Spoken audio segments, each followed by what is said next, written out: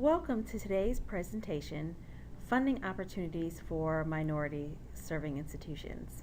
I'm Katina Stapleton, a Program Officer for the National Center for Education Research, and we'll also be joined by Amy Sussman, a Program Officer for the National Center for Special Education Research. As you may be able to tell from the title, this webinar focuses on minority serving institutions. So the focus is specifically to do two things. The first is to increase awareness of our funding opportunities, both for our research and research training programs. And then the second purpose is for us to provide specific tips for MSI applicants. As you may have noticed when you started playing this on-demand video, there's also a series of videos available for applicants. We believe that our grant writing video is very complementary to this. So if at the end of this webinar you do decide that applying to IES is something that you want to do, we strongly suggest that you also view on demand our grant writing video. The primary audience for this webinar are faculty, staff, and sponsored program officers from minority serving institutions. And so there are a wide range of institutions that we consider minority institutions. For the purpose of this particular webinar, please note that if you're applying for other competitions within the Department of Education or federal agencies, they may have different definitions of minority serving institutions. So for the FY18 offerings at IES, there are actually no restrictions on the type of academic institutions that apply for grants. We are just trying to bring our funding opportunities to the attention of minority serving institutions that fit within the following categories.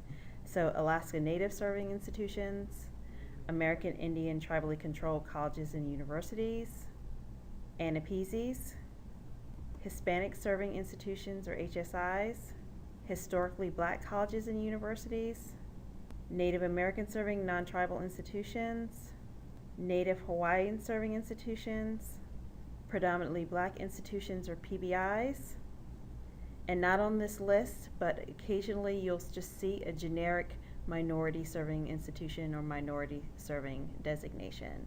So if you are a faculty or staff member at any of these types of organizations, this webinar is for you. So I'd like to start today's presentation with a discussion of who we are.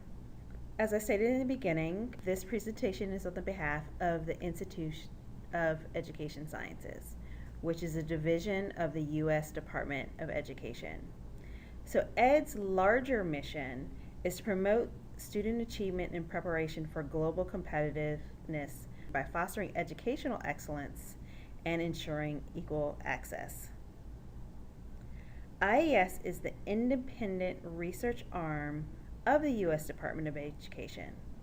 We are nonpartisan, and we provide specific scientific evidence on which to ground education practice and policy, and we share this information in formats that are useful and accessible to educators, parents, policymakers, researchers, and the public. IES was authorized by law in 2002 by the Education Sciences Reform Act of 2002. As I mentioned previously, IES is the nonpartisan research arm of the department. Our major goal is to improve educational outcomes for all students, particularly those at risk of failure. We do three things: provide rigorous and relevant evidence on which to ground education policy and practice. We share this information broadly, and we seek to identify what works, what doesn't, and why. This graphic represents how we think about the infrastructure at IES to support our overall mission. We intend for our work to form a bridge from research and practice and back again, recognizing the critical linkage and interplay between research and practice. So how do we do this? First, we provide data that describe how well the United States is educating its students. We also conduct surveys and sponsor research projects to understand where education needs improvement and how these improvements might be made. Thirdly, we fund development and rigorous testing of new approaches for improving education outcomes for all students. We also conduct large-scale evaluations of federal education programs and policies, and we provide resources to increase use of data and research in education decision making. Finally, we support advancements of statistics and research through specialized training and development of methods and measures. This slide displays our formal organizational structure. As you can see, we are led by a director who receives advice and consultation from the National Board for Education Sciences. The board consists of 15 voting members who are appointed by the President and confirmed by the Senate.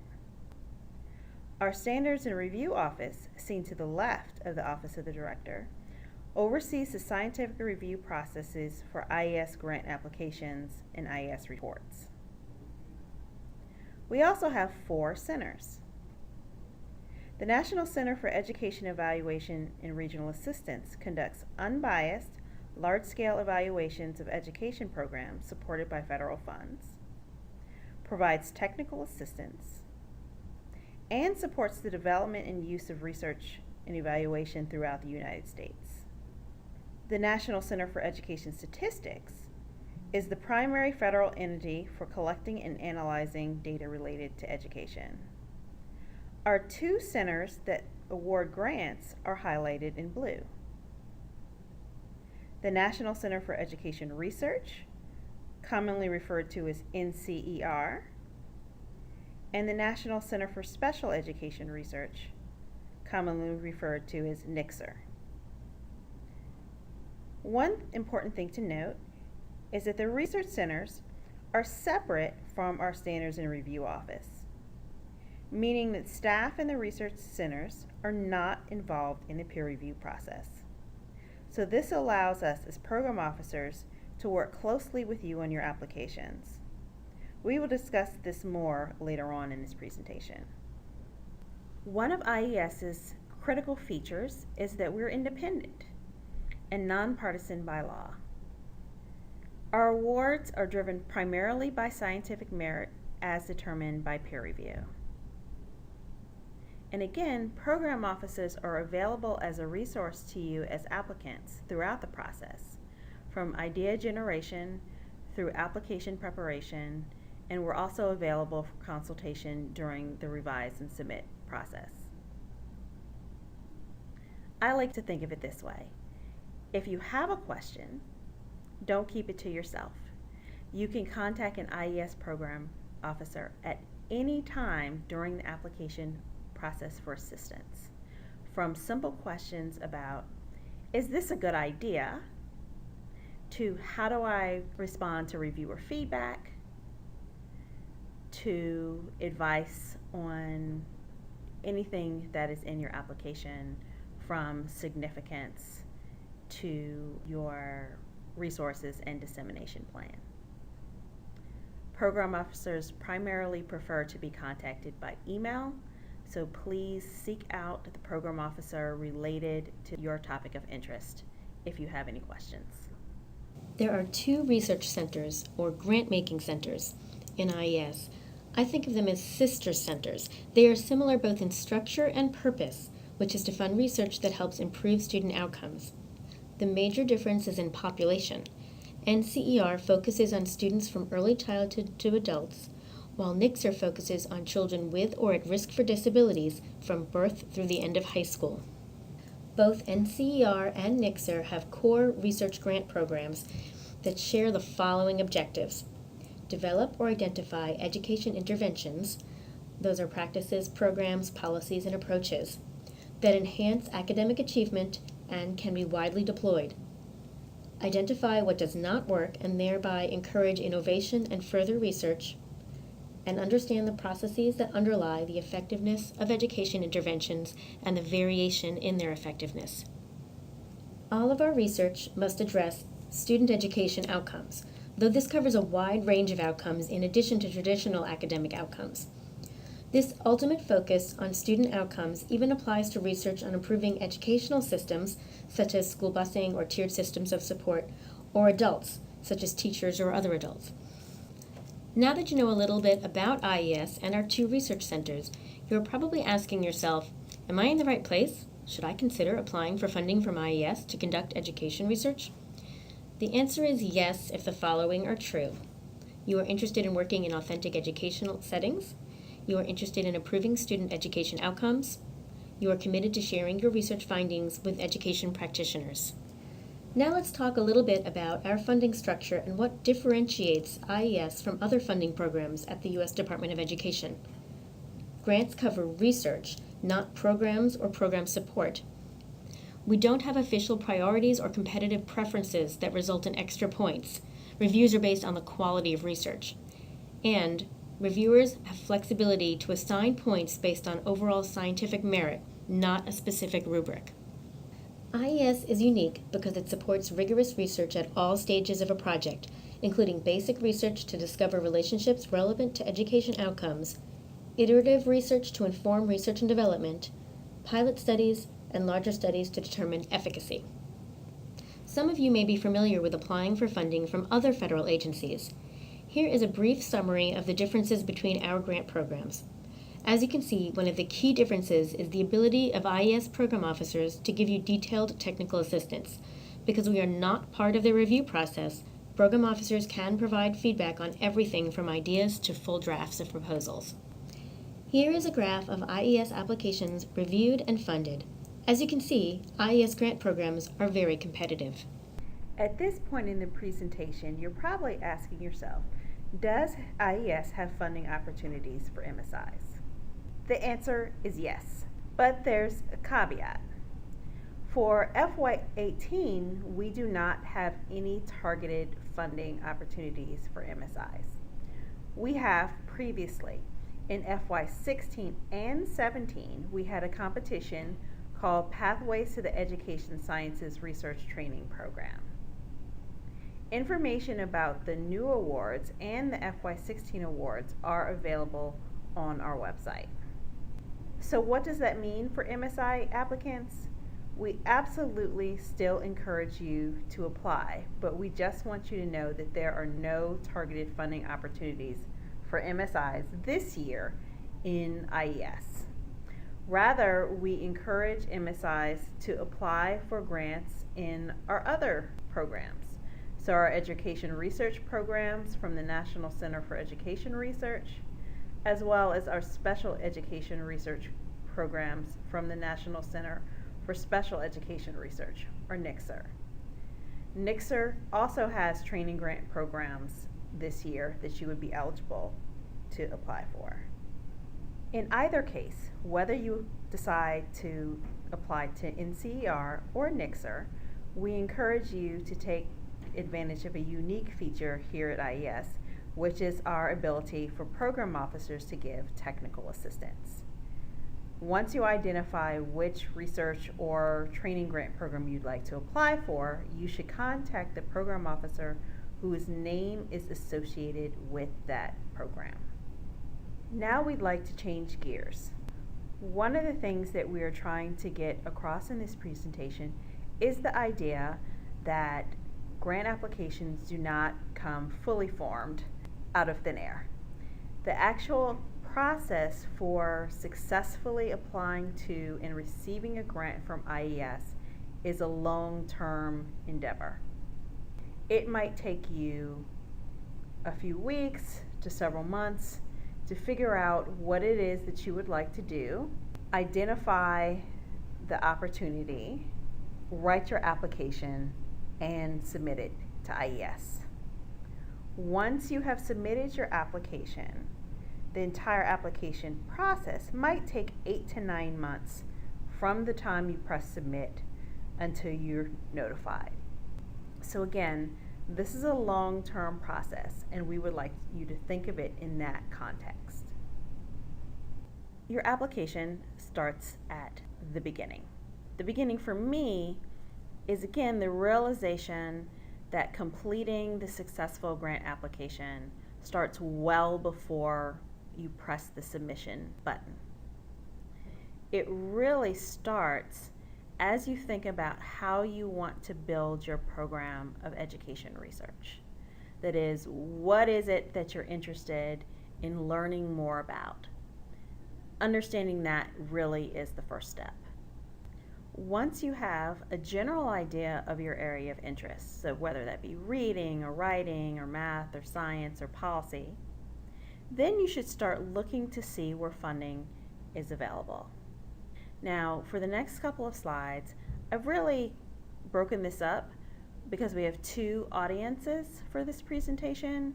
So right now, I'm speaking to sponsored program officers. So in this case, you're not thinking about individually what I want to do research on. Sponsored program officers should be thinking about what are the areas of expertise that they have on their campus, and then start scanning federal notices to see where there are funding opportunities that your faculty might want to apply for. In this case, you can start with the Federal Register. That will give you a general idea of what is being funded for the fiscal year. But it's really just a list. Here are the list of our grant programs. If you'd like to know more and do a deeper dive, you should start on our actual website, ies.ed.gov funding, which will give you the list again of what is being competed, but each of the items is hyperlinked to an overview of the particular competition as well as the full request for applications, which gives you details about what's required. Once you have that overview of what it is that we fund here at IES, then you can convey that to applicants on your campus who do education research. One thing that's really critical to note is that these researchers do not only have to come from your education department or school. IES actually funds researchers from a wide range of disciplines, so don't forget to reach out to your psychologists, economists, sociologists, political scientists, cognition researchers, ed technology experts, engineers. As you sort of spread your wings and spread these announcements across campus, you might find that there is a large amount of interest from areas where you may not have ever expected. So again, once you have a general idea of what IES funds, please spread the word widely across your campus. Email around our link to our webpage, our request for applications, etc. And make sure you tell your faculty and research staff the most important part of this presentation is that IES program officers are available to talk to them. They do not have to go into this application process blind. They should definitely contact the program officer in their area of interest to discuss their ideas further. You can also take more of an active role by coordinating calls and even occasionally in-person meetings for faculty and staff at your location to talk to us en masse. So in a conference call, or again, occasionally if you're in the Washington, D.C. area, you can actually come by IES and meet with staff in person. So again, spreading the word and coordinating calls is one thing that you can do to help your faculty and staff.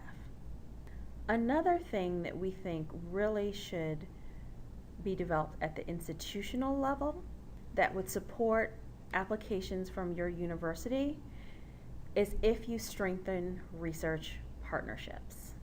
Many people come into the application process thinking that research is a solo endeavor, but it's not.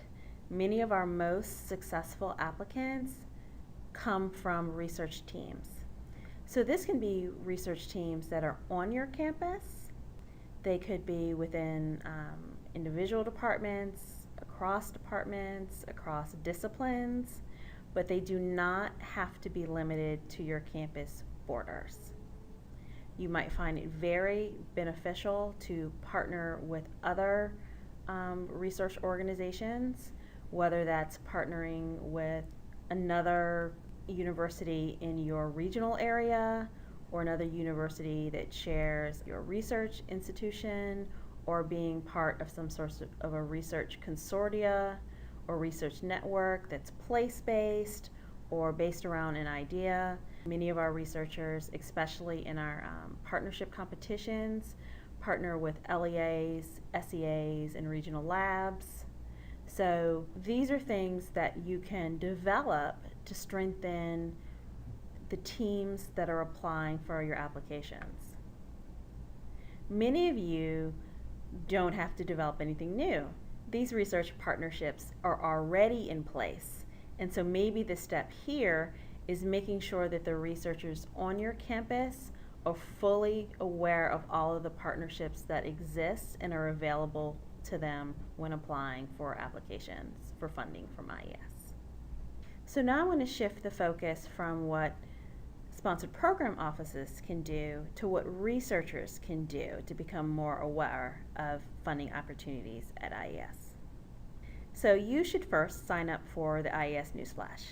So if you go to this hyperlink, you'll see a list of essentially email lists that you can sign up for. If you sign up for the general IES newsflash or the ones from the research centers, you will be notified whenever we have new competitions.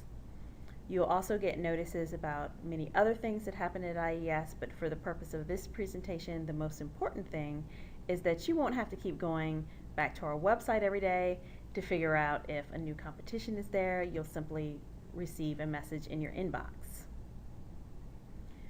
You should also go to our website and just spend some time learning about what we fund, what our priorities are, and what our current grant competitions are. So currently, all of our FY18 competitions are listed on this page, ies.ed.gov funding, and we don't anticipate any more additional requests for applications. However, if that was to change, remember, if you sign up for the newsflash, you would receive an email that told you that there was going to be a new competition. So this website has a lot of crucial information, but what is most important is that it has information about the application process and our priorities and what's actually being competed this year. For the rest of this webinar, we're going to give you an overview of IES's current funding opportunities.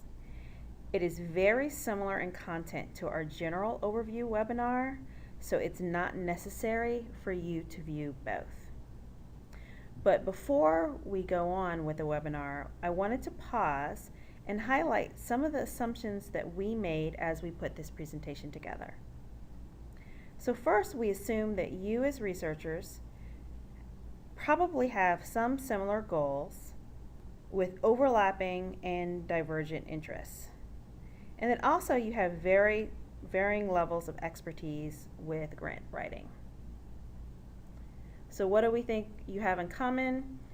We think you all want to help improve education, that you would like to carve out your own research agenda, and that it would be helpful to you if you could get federal funding to do so.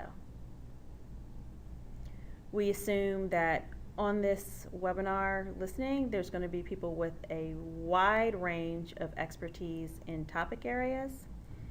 So on one end of the spectrum, we might see reading. On the other end, we might see policy. And we also think that there's going to be a wide range of expertise from quantitative methodologists to qualitative methodologists, etc. And then we also assume that there's going to be varying levels of familiarity with grant writing. So during the presentation, we're going to give a general overview that we think will answer questions that people with these varying levels of expertise and writing experience might actually have. So how do you get started with putting together an application for IES? I like to say the buck starts with you rather than it stops with you. So the most important step is identifying what your current research interests are. For example, you might say, I'm interested in improving the education outcomes of students who are in preschool. Then you would look at our current funding priorities to see if we have any funding opportunities for people who are interested in doing work on preschool students. How do you find that out? You start by reading our requests for applications. What you'll see when you go to our website is that there are a fairly large number of requests for applications that cover a fairly wide range of topics. Across both centers, there's probably 20 to 25 different areas of interest that we've stated, so there's a lot to work with. If you find that it all confusing when you look at our requests for applications, again, you don't have to figure this out on your own. You can simply email a program officer or submit a formal LOI if you made the deadline for that process that says, here's my idea, what's the closest funding opportunity? And the program officer will be able to give you some guidance on whether or not there is a funding opportunity that aligns with your research interests and your strengths. So in our application process, the request for application is perhaps the most important document that you'll see. So what's an RFA? An RFA is a solicitation or request for applications. As I mentioned, IES has several RFAs each year, which you can find on our website, ies.ed.gov/funding. For FY18, there are 8 RFAs that have been released, and it's not likely that there will be additional RFAs. So how do you differentiate between the RFAs? RFAs that start with the number 84.305 are from the National Center for Education Research. And RFAs that start with 84.324 are for the National Center for Education Research. Our RFAs tell you what IES expects your proposal to include and the criteria that reviewers will use to evaluate your proposal. As you may imagine, our requests for applications are jam-packed with information. They include an overview and general requirements. They include topic and goal requirements, and we'll discuss this a little bit more in a few minutes. They include our competition regulations and review criteria, as well as a section that discusses how to prepare your application and how to submit your application to IES through grants.gov. So how are RFAs different from other RFAs that you might see from other agencies or even from the rest of the Department of Education? First, we provide a great deal of detail in our RFAs. In each RFA, there's a section that tells you the strict requirements that have to be fulfilled for your application to be reviewed, as well as a set of recommendations that we think will help strengthen your application. We include the application submission process in the RFA instead of in separate documents. This is in order to reduce confusion. And we think that no matter what RFA that you're applying to, you should probably still read the 84305A and 84324A RFAs, just that you can get a general idea of what IES funds, even if you ultimately decide not to apply to us under that particular competition. So next you might ask, how do I figure out whether or not my particular research interest aligns with an RFA?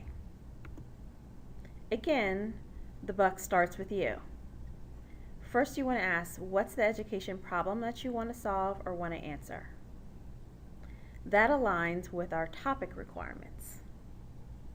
So you're going to ask, does the underlying issue, so for example, reading or writing, fit within one of our IES grant topics? Then you want to say, okay, what kind of content will I be addressing? What's my sample? And what's my research methods? Those align with our goal requirements. So once you answer these questions, you can open the RFA and say, okay, do these fit with the specific requirements of the topics and goals? of that competition. How do I identify the right RFA, you might ask? First, you want to start at the IES website. So our funding page is where we have all of our RFAs listed. Again, you want to sign up for the news flash in case there's suddenly a new RFA that's not listed. If you're in sponsored programs, again, you might want to sign up for the Federal Register so that you can be notified of RFAs that are upcoming before they're released. Once you have an actual RFA, you should read it very, very closely. And if you have any question whatsoever about the RFA or its content, you should contact a program officer so that you can ask and have that question answered before you waste a lot of time. So I'd like to walk you through some of the documents and web pages that we've been missing. So this is a screenshot of our funding page, ies.ed.gov/funding. So you'll see towards the top left, we have a list of the steps that we think that you should progress through while applying for the grant. So that, again, they start with identifying a funding opportunity and end with submitting your application to grants.gov.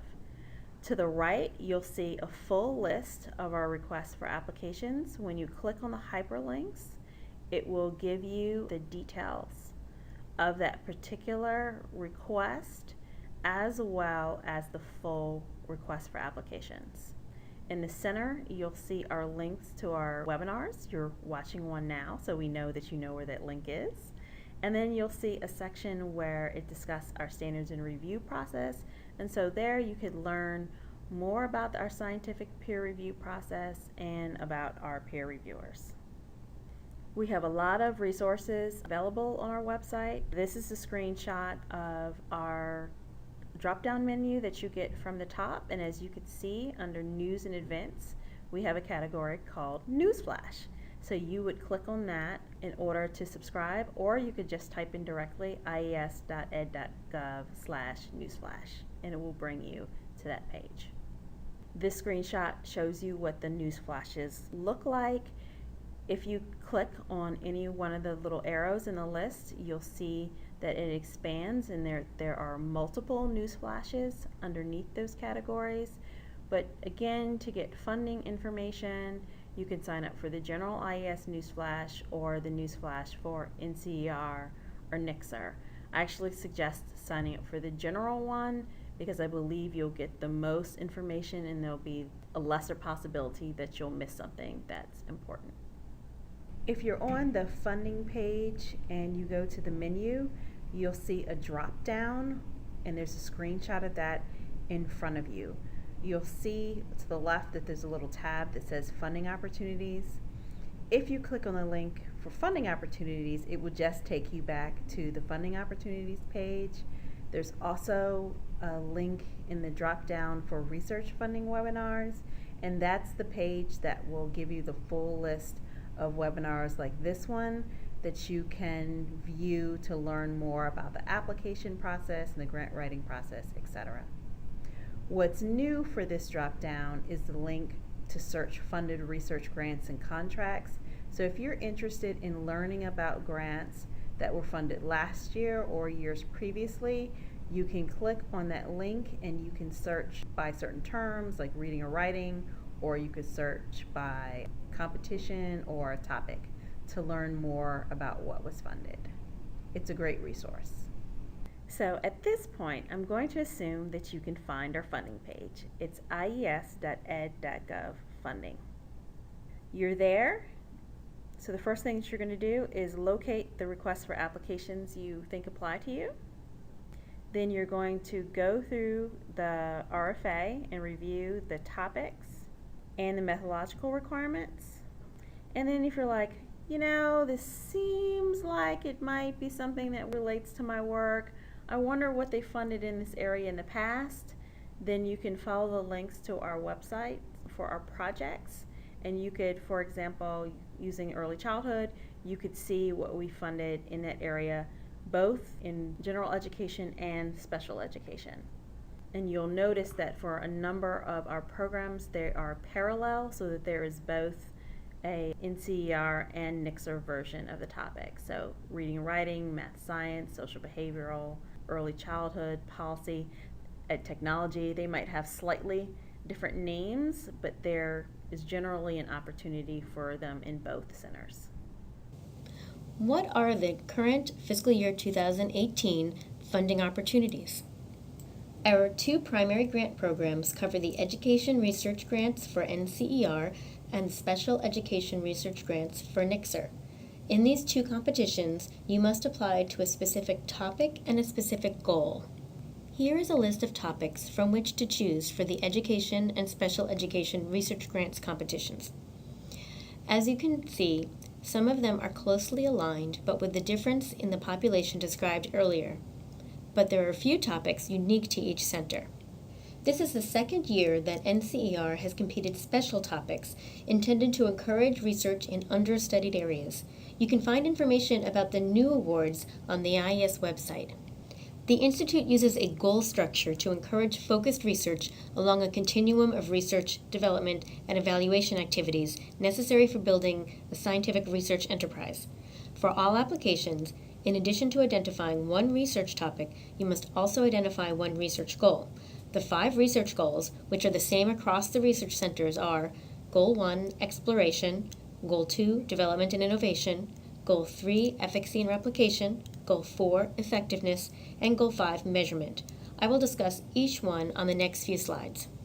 The purposes of exploration grants are to explore associations between malleable factors and education outcomes, and to identify factors and conditions that may mediate or moderate relations between malleable factors and outcomes.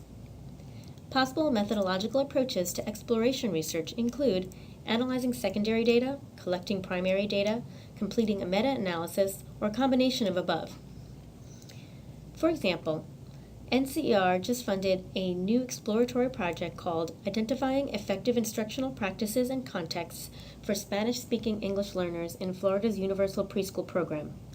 The purpose of this project is to identify the instructional practices and contextual factors that are associated with higher versus lower levels of growth in the school readiness skills of preschoolers who are Spanish-speaking English learners. One key study aim is to identify specific instructional practices that are associated with higher rates of growth in school readiness skills for preschoolers who are Spanish-speaking English learners, as well as the impact of these practices on academic outcomes measured at the start of kindergarten.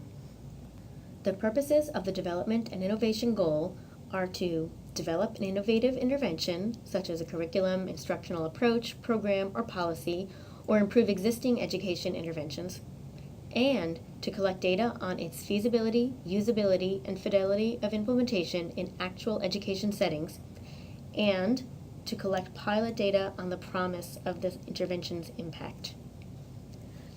Our next example comes from NICSR.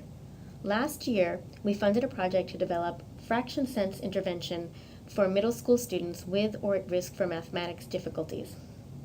Fractions are foundational for learning algebra and they affect daily life functioning, such as managing personal finances. Unfortunately, many middle school students struggle to develop these foundational skills, which can lead to negative educational, vocational, and personal outcomes.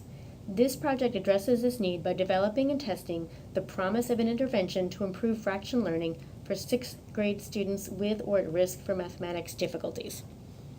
There are several different but related purposes of the efficacy and replication goal. To evaluate whether or not a fully developed intervention is efficacious under limited or ideal conditions, or to generate additional evidence for an efficacious intervention by directly replicating or varying the original conditions, or to gather follow-up data examining the longer-term effects of an efficacious intervention, or finally, to analyze retrospective or historical secondary data to test the efficacy of an intervention implemented in the past. Our efficacy example is also from NICSR. Recently, we funded a study called Efficacy of Paraprofessional Behavior Support Coaching for Elementary School Students with Externalizing Behavior Disorders. Although paraprofessionals play a substantial role in providing classroom-based behavioral interventions for students, they often receive very little training or job-embedded support in behavior management. Given the challenges of providing adequate support to students with externalizing behavior disorders and their risk for negative outcomes, for example, poor academic performance, dropout, juvenile delinquency, there is significant need to identify effective models for supporting these students and the professionals who work with them. This new project aims to test the efficacy of the Behavior Support Coaching for Paraprofessionals model for supporting paraprofessionals in the implementation of data-driven intervention supports and subsequently improving the behavioral and academic outcomes of students with or at risk for externalizing behavior disorders. The purpose of the effectiveness goal is to evaluate whether a fully developed intervention that has evidence of efficacy is effective when implemented under typical conditions through an independent evaluation. Prior to submitting an effectiveness proposal, at least one efficacy study of the intervention with beneficial and practical impacts must have been completed. NCER recently funded an efficacy study called Effectiveness of the Social Skills Improvement System Class-Wide Intervention Program in the primary grades. This study is a follow-up to an IES-funded efficacy trial of the Social Skills Improvement System Class-Wide Intervention Program that found evidence that this program improves first and second grade students' prosocial skills, for example, cooperation, responsibility, empathy, as well as academic motivation and engagement compared to students in a no-treatment control group. The current project builds on this efficacy study by conducting an independent evaluation of the intervention's effectiveness when implemented under routine classroom conditions by teachers and schools interested in adopting universal classroom programs to promote positive social behaviors. The measurement goal supports the development of new assessments or refinement of existing assessments and the validation of these assessments, or the validation of existing assessments for specific purposes, contexts, and populations. One of NCER's new measurement studies develops and validates the diagnostic inventories of cognition in education. In this study, researchers will develop a freely available, web-based formative assessment system that will provide teachers with valid, timely, and actionable feedback about middle school students' understanding of probability and chance, known as probabilistic reasoning. By the end of the study, researchers will produce a fully developed and validated assessment system with two critical components. First, a web-based assessment system that adaptively administers diagnostic items and uses innovative psychometric methodology to provide feedback that is immediate, reliable, and multidimensional. The second component is feedback reports with interpretive guides to support the classroom use of the results. Each year, there are some changes to the requests for applications. These changes are important and may make a difference in whether your proposal is competitive or even responsive enough to be reviewed. Carefully read the RFA, the full RFA. See Part 1E of the fiscal year 2018 RFAs for a summary of changes to the RFAs from the previous year. Among the details to which you should pay careful attention are the maximum durations and maximum award amounts for each type of project. If you go over the maximums, your proposal will not be reviewed. These are some important dates for this year. Please note that the deadline is strict. Your proposal will be late and not reviewed if it arrives 1 second past the deadline. It's highly advisable to submit your application at least several days in advance of the deadline to allow for a slow upload or to discover errors that require you to try uploading the proposal again.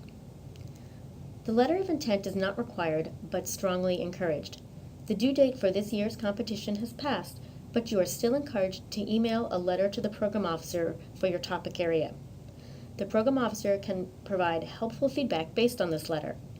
The Scientific Review Office also uses information from these letters to determine the expertise that is needed on the review panels.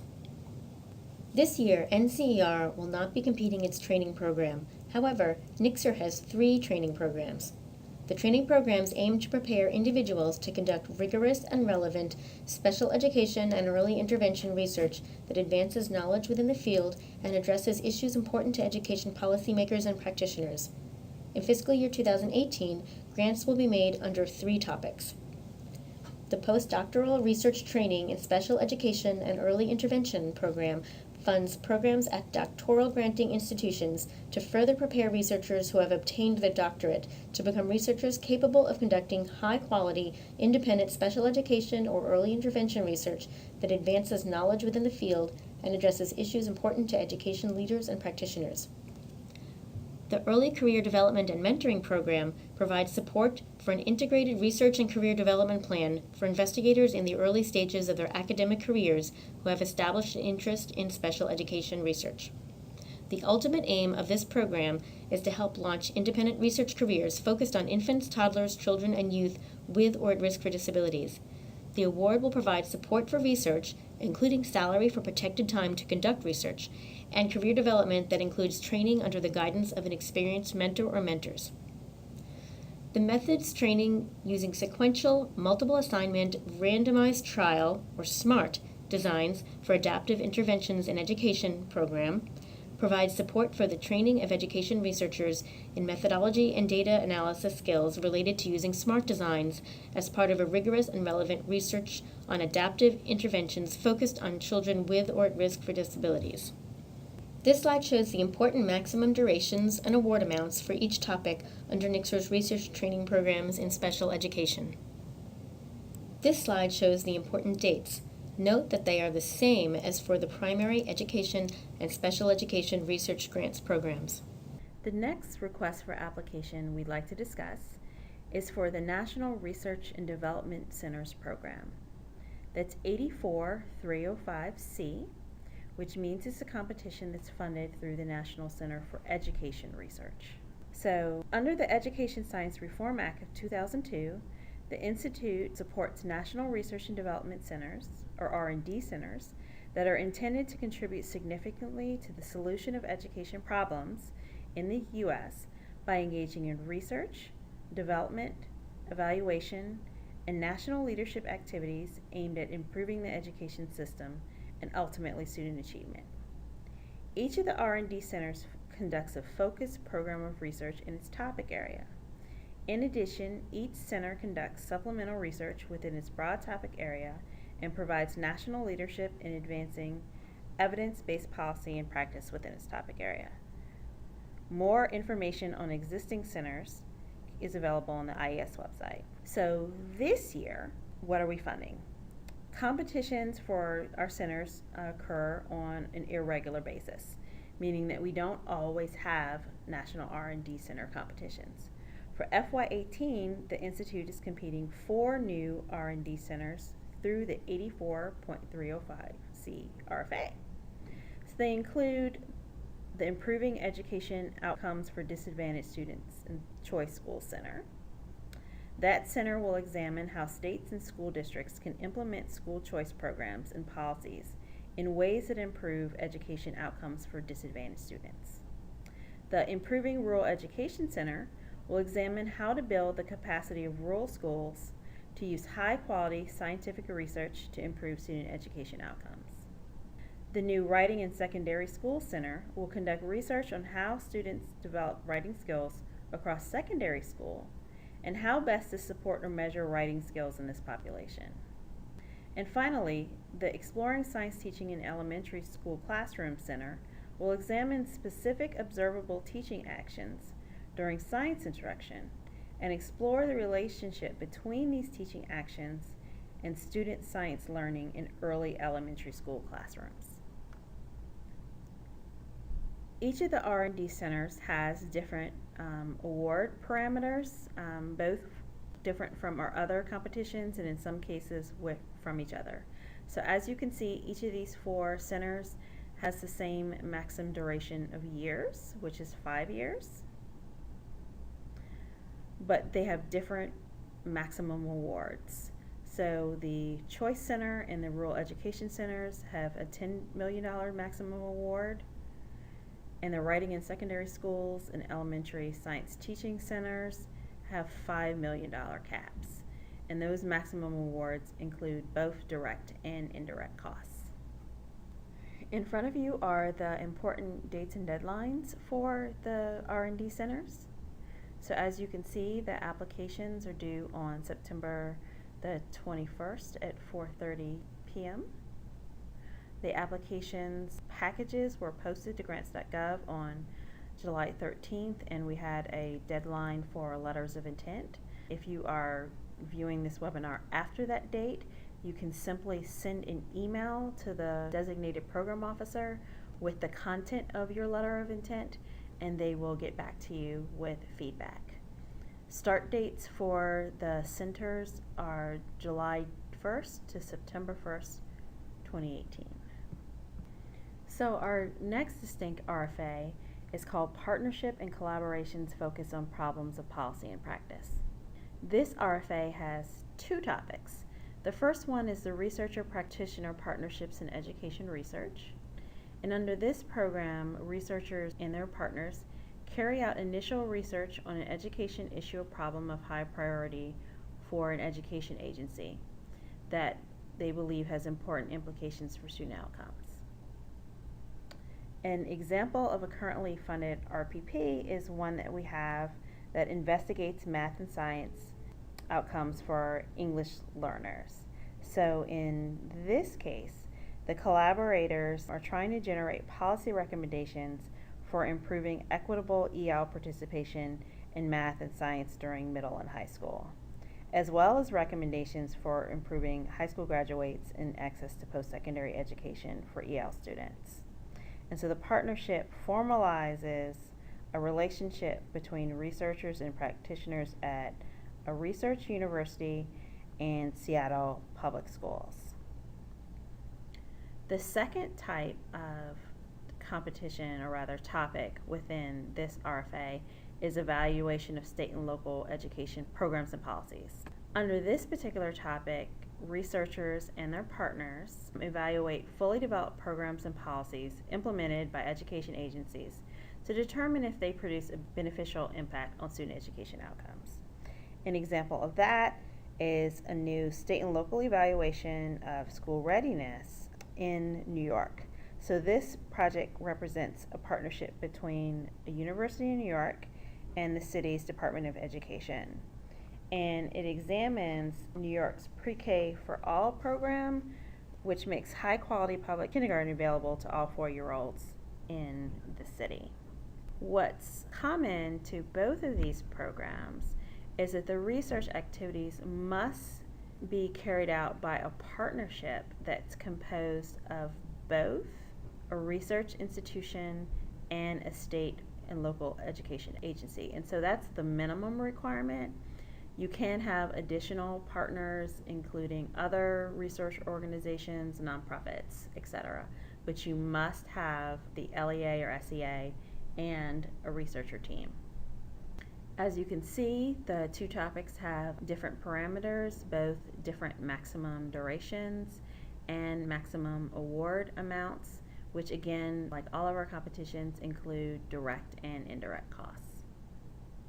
Applications for this RFA are due August 17, 2017, and it's really important that you notice the time, and this is true again for all competitions, is that they are due at 4:30 and 0 seconds p.m.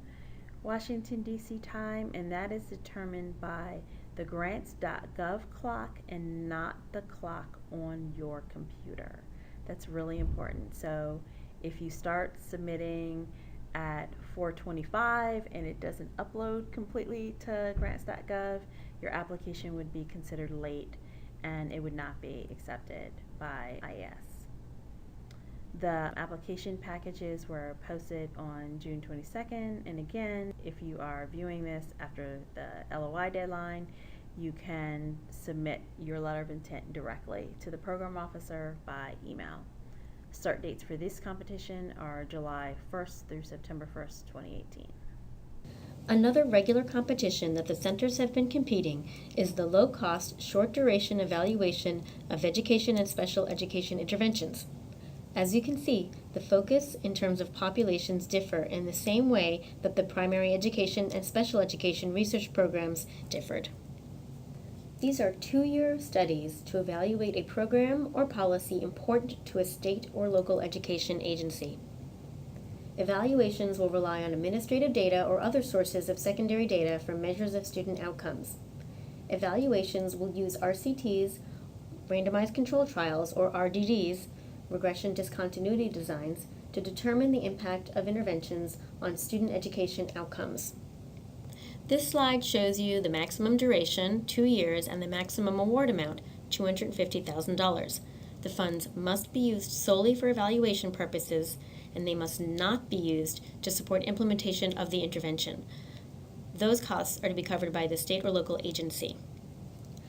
I'll tell you now a few examples of recently funded low-cost short-duration projects. NCR recently funded a new study of effects of a transition planning process, or TPP, on basic adult skills learners' GED attainment and enrollment in post-secondary education.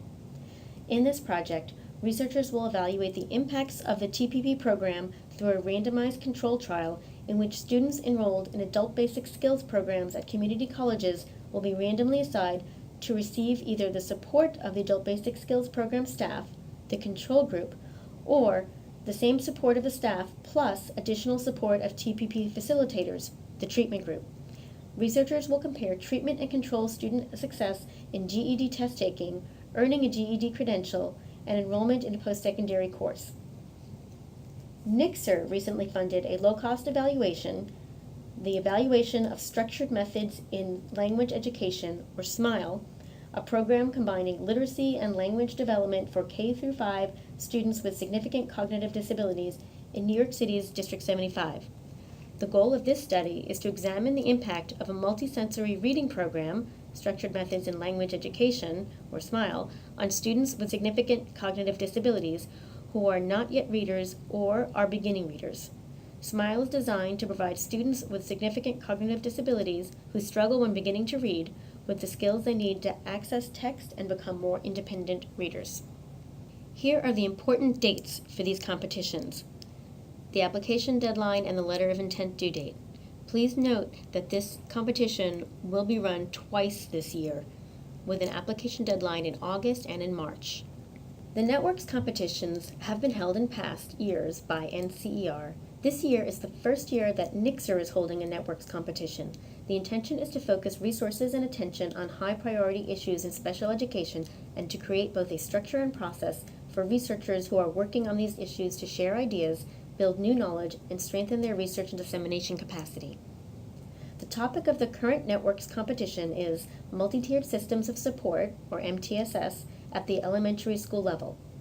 Research must be related to the integration of academic and behavioral tiered support systems into a single coherent MTSS framework and the high-quality implementation of this integrated framework. There are two roles and types of applications: research teams, who will carry out their own research projects and participate in collaborative activities with other teams in the network, and a network lead, who will coordinate the network's collaborative activities, including network meetings, leadership in the field, and early career researcher training.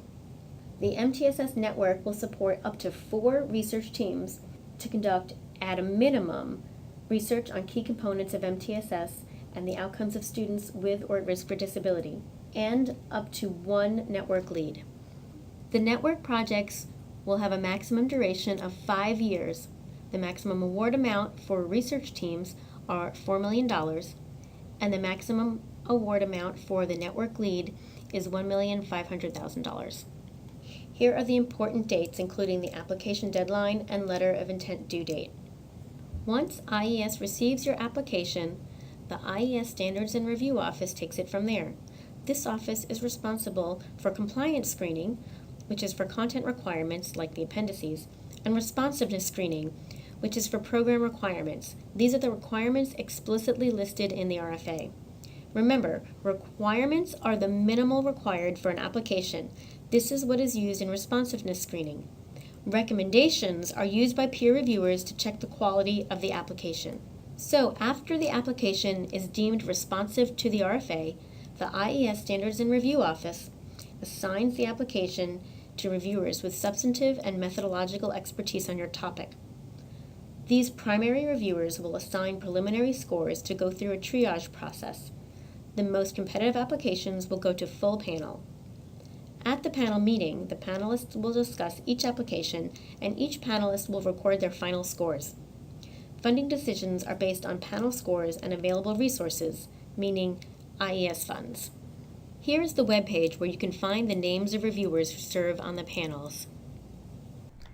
Okay, congratulations. You've done our webinar Now you have looked at some of the RFAs and you think, I am absolutely going to apply for a grant from IES. Now you're probably asking yourself, what do I do next? So we're going to walk you through some of the most important steps. So the first step is for you to put together a strong research team. So your research plan is only going to be as strong as the people implementing it. We cannot stress this too much. To receive a grant, you need a really strong research team that is actually one of the review criteria that you're going to be judged on. And as you recall from our earlier conversation in this presentation, for the most part, research proposals are not solo endeavors. It's very unusual to see an application that only has one researcher in it. So when you're putting your application together, you want to think about what are the roles of different researchers and sort of tasks and responsibilities that are embedded in the work, and then make sure you have a qualified person attached to each and every one of those roles and responsibilities. So what does that mean practically? So when you're being evaluated on your personnel, you're going to be evaluated on whether or not the personnel has the skills and expertise to implement the proposed work. So if you look around your campus and you discover that all the expertise that you needed are not available on your campus, you should consider partnering with another institution. You should also make sure that you're able to demonstrate your productivity. It's not just important to have an interest in an area, you have to show that you have expertise in that area, as evidenced by having other grants, having peer-reviewed publications, etc. You want to make sure that your team hopefully includes at least one senior researcher with a strong grant record, though they don't necessarily have to be the principal investigator. And again, we can't stress this enough, you need to show that every aspect of your project, from the quantitative research to the qualitative research to even your theory of change, has someone with the expertise to carry out that part of the work, is assigned to the project, and assigned with enough time to complete the work with high quality. So there are several strategies for figuring out who should be the PI.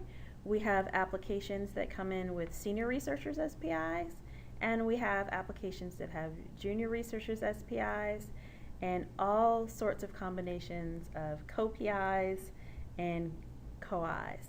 The general theory is the same. You have to show that you have the expertise to do the work and enough time.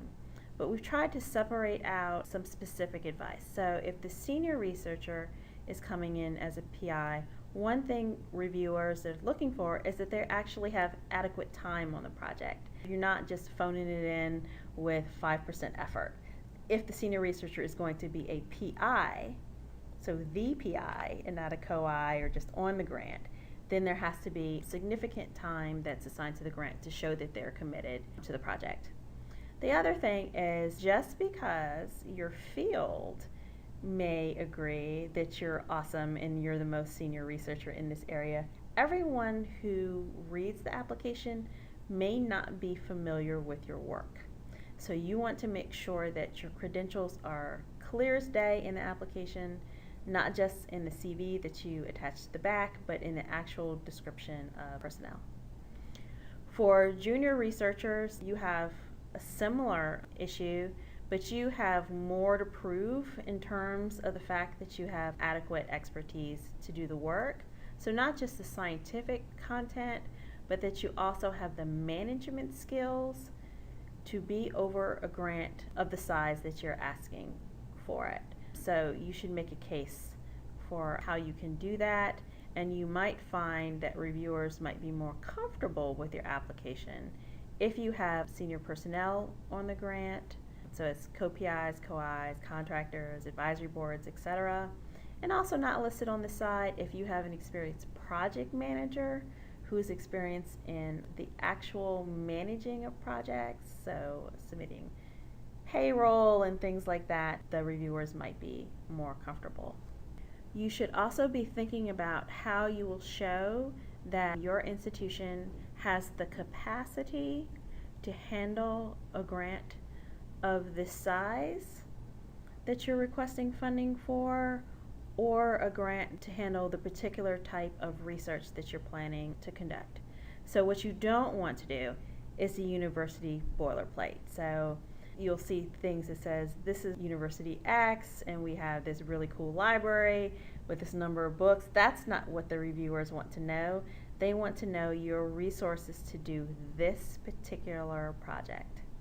So they're looking for a record at the institutional level of you doing work in that area. So do you have large research centers that do work, again using the early child example, in that area? If you're doing work where you are working with large data sets, do you have a place on your campus where those data can be stored, etc. You should also show that every organization that's involved in the project understands their role in the project and agrees to it. And you can show this both in the narrative and in your letters. As you can imagine, data are important to research grants, and so reviewers are going to be looking at your resource sections in terms of your data. So do you have permission to use and access the data that you said you're going to do? If you have multiple data sets that you propose that you're going to merge them, do you know how to do that? Do you have the capacity to do that on your campus, etc.? And you're also going to have to show, both at the time of application and then again before award, that you actually have access to the data in the schools that you said that you would. At IES, we don't believe that the research stops when you finish your analyses. We have a very strong emphasis on dissemination and require in our applications that you have a dissemination plan. So as you start thinking about your research, you want to also start thinking about how you're going to disseminate your results, the type of audience. So this could be anything from peer-reviewed journals to policy briefs, to your website, to your social media campaign. All of those plans we would like to see documented in your application. And there are also public access requirements that you have to consider and discuss, like making sure that you're going to distribute your work through ERIC and that you have a data management plan if it's required for the type of application that you're submitting. For the next few minutes, we're going to talk about specific resources for applicants. We can't say this enough. IES program offices are your best resource. We are available to you, not quite at all times, just during business hours, if you have questions for us. So if you've already submitted a letter of intent, you will have heard from an IES program officer. If you email an IES program officer, we'll respond to you. If you submit a draft application, we may be able to review it. You have to contact the individual program officer to find out their particular deadlines for reviewing drafts. And if you are submitting something that's a resubmission, we can go through your reviews with you and give feedback on that. As a general rule, program office prefer that you email them first instead of calling. You should send a short email message that says, hey, this is my research idea and this is the question that I have. Once they receive that email, they'll give you some feedback. It might be general if you just had a general question like, am I in the right topic? Am I in the right goal? And then they can also respond to very specific questions that you might have about the application process. As you can imagine, program officers are very busy and we respond to a number of inquiries. So please look on our website first to see if the answer is there. So again, most of what you need to know should be on ies.ed.gov/funding. Our webinars are a great resource. In addition to this webinar, we suggested at the start that you also view the webinar on grant writing, but you'll see that there is a series of webinars that are associated with specific grant competitions. So if you have a question about a very specific grant competition, check on this site to see if we have a webinar for that has more detailed feedback on how to apply for that particular RFA. Many researchers find it helpful to learn more about what we funded in the past. You can go to our website to get more information about funded projects. In front of you is a screenshot of our search engine, but you can also click on the pages for each individual competition and you'll see a list of awards that's sorted by year, topic, principal investigator, and university. One caveat is that requirements sometimes change from year to year, so the further you go back in time, you might find that projects that were funded those years might not be quite eligible for current competitions. So you should always use the RFA as a guideline for what's fundable, not previous projects. Another great resource of IES funding priorities, as well as the results of previously funded work, is our blog. So you can find that at ies.ed.gov/blog/research. And the example here are the results of one of our post-secondary research R&D centers. This brings us to the end of our presentation. As we've stated throughout, you can contact any IES program officer to ask questions that you have. If you have questions about a specific competition or topic within a competition, you can start directly with the program officer that's assigned to that topic. That information is in multiple places, including the RFA and on our website. But if you have more general questions or you're just not sure where to start, please feel free to email myself or Amy Sussman, and we will reply to you as soon as possible. Also, to find just more general information about IES, you can follow us on Twitter as @IES Research or learn more about our work on Facebook. And again, you can always find information about us on our website, which is ies.ed.gov.